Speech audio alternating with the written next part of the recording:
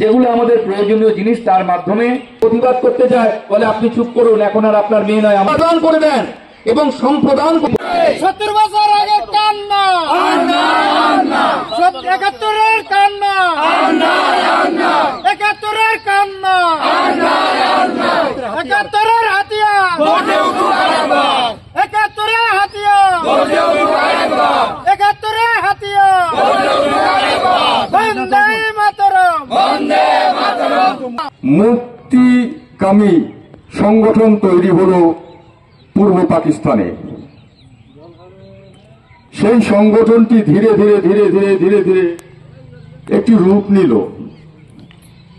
এবং জয় বাংলা প্রয়োজন উত্তরবঙ্গ, দক্ষিণবঙ্গ, তারপরে আসাম এবং নাগাল্যান্ড থেকে যেসব আমাদের বঙ্গ সেনারা এসছেন, তাদের যারা সেনানায়ক, তারা আমাদের আগামী দিনের যে বঙ্গ সেনাদের কী কী কর্মসূচি বা কিভাবে আমরা এই অত্যাচারের প্রতিশোধ নিতে পারি, তার জন্য যে আমাদের আগামী দিনে আমরা স্বাধীনতা পেতে পারি তার রূপরেখা কিভাবে হবে, তাই নিয়ে আমরা বিভিন্ন বঙ্গসেনার সেনানায়কগণ বক্তব্য রাখলেন।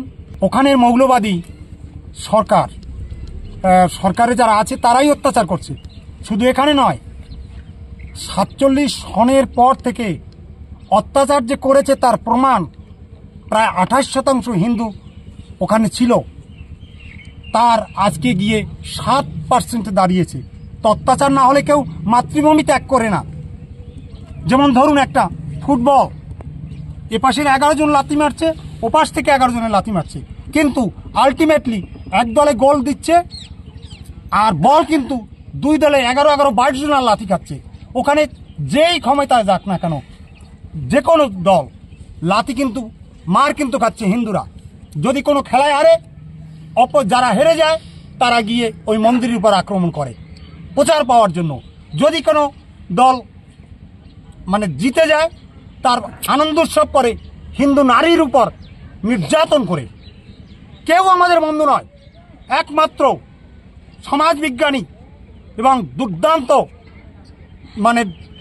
দুর্জয় সৈনিক ডাক্তার কালিদাস বৈদ্য চিন্তা করেছে যে একমাত্র পূর্ববঙ্গের হিন্দুদের মুক্তির একমাত্র রাস্তা ওখানে সংখ্যানুপাতিক হারে ভূমি নিয়ে আলাদা হোমল্যান্ড অর্থাৎ স্বাধীন বঙ্গভূমি রাষ্ট্র তৈরি করে ওখানের হিন্দুদের একমাত্র চিরদিনের জন্য অত্যাচার থেকে নিষ্কৃতের একমাত্র রাস্তা স্বাধীন বঙ্গভূমি। এর বিকল্প কোনো রাস্তা কোথাও নেই, নেই, নেই, ভবিষ্যতেও হবে না।